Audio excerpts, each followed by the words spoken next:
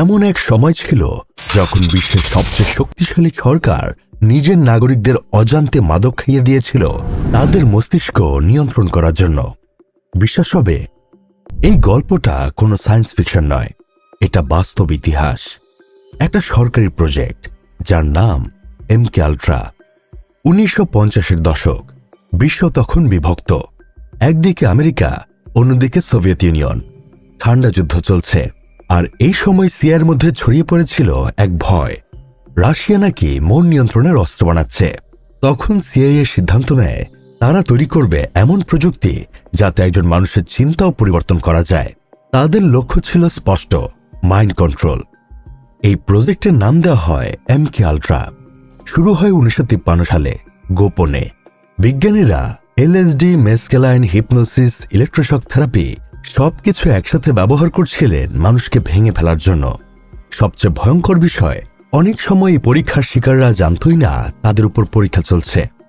কেউ ছিল বন্দী, কেউ মানসিক রোগী, আবার কেউ ছিল একেবারে সাধারণ নাগরিক যাদের পানীয় বা খাবারে অজান্তে LSD মেশানো হতো। এই গোপন প্রজেক্টের নেতা ছিলেন একজন রাসায়নিক বিজ্ঞানী, ডক্টর সিডনি গটলিব। সিআইএর ভেতরে তাকে বলা হতো দ্য ব্ল্যাক সসারার, কারণ তিনি এমন ওষুধ তৈরি করেছিলেন যা একজন মানুষকে সম্পূর্ণভাবে মানসিকভাবে ভেঙে ফেলতে পারে।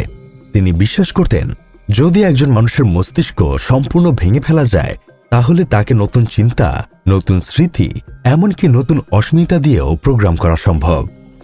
MK আল্ট্রাতে শত শত গোপন পরীক্ষা হয়েছিল, বন্দীদের উপর, রোগীদের উপর, এমনকি সিআইএ কর্মীদের উপরও। সবচেয়ে বিখ্যাত ঘটনা ডক্টর ফ্র্যাঙ্ক ওলসন নামে এক বিজ্ঞানীর মৃত্যু। তাকে অজান্তে LSD খাওয়ানো হয়েছিল। কিছুদিন পর তিনি এক হোটেলের জানালা থেকে পড়ে মারা যান। সরকার প্রথমে বলেছিল আত্মহত্যা, কিন্তু পরবর্তীতে জানা যায় এটা ছিল MK আল্ট্রার ভেতরের গোপন রহস্য ঢাকতে দেওয়া সাইলেন্সিং অপারেশন। 1973 সালে সিআইএর পরিচালক রিচার্ড হেমস এই প্রজেক্টের প্রায় সব ডকুমেন্ট ধ্বংসের নির্দেশ দেন, কিন্তু কিছু নথি বেঁচে যায়। আর সেগুলো থেকেই 1977 সালে MK আল্ট্রার ভয়াবহ সত্য ফাঁস হয়। কংগ্রেসে গঠিত হয় চার্চ কমিটি, যারা তদন্তে আবিষ্কার করে এটা ছিল ইতিহাসের সবচেয়ে বড় অবৈধ মানব পরীক্ষা।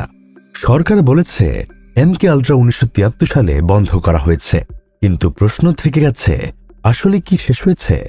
আজও এমন অনেক প্রজেক্টের নাম ফাঁস হয়, মনার্ক, ব্লুবার্ড, আর্টিচক। এগুলোর উদ্দেশ্য একটাই, মানুষের মস্তিষ্ক নিয়ন্ত্রণ। তাহলে কি আজও আমাদের মন কোনো অদৃশ্য শক্তির হাতে নিয়ন্ত্রিত? আমরা যা ভাবছি তা কি সত্যিই আমাদের নিজের চিন্তা? MK আল্ট্রা হয়তো আজ ইতিহাসের অংশ, কিন্তু তার ছায়া এখনো ঘুরে বেড়াচ্ছে আমাদের প্রতিটি চিন্তার মাঝে। কারণ যখন জ্ঞান হয়ে অস্ত্র, তখন মানুষই হয়ে যায় পরীক্ষার পাত্র। ইতিহাসের এমন চমকপ্রদ কাহিনী জানতে চাইলে সোশ্যাল উইন্ডোয়ে সাবস্ক্রাইব করুন, আর পাশে থাকা বেল আইকন চাপতে ভুলবেন না, কারণ পরের গল্পটা হতে পারে আরও রহস্যময়। সোশ্যাল উইন্ডো, ইতিহাসের অজানা দিকের জানালা।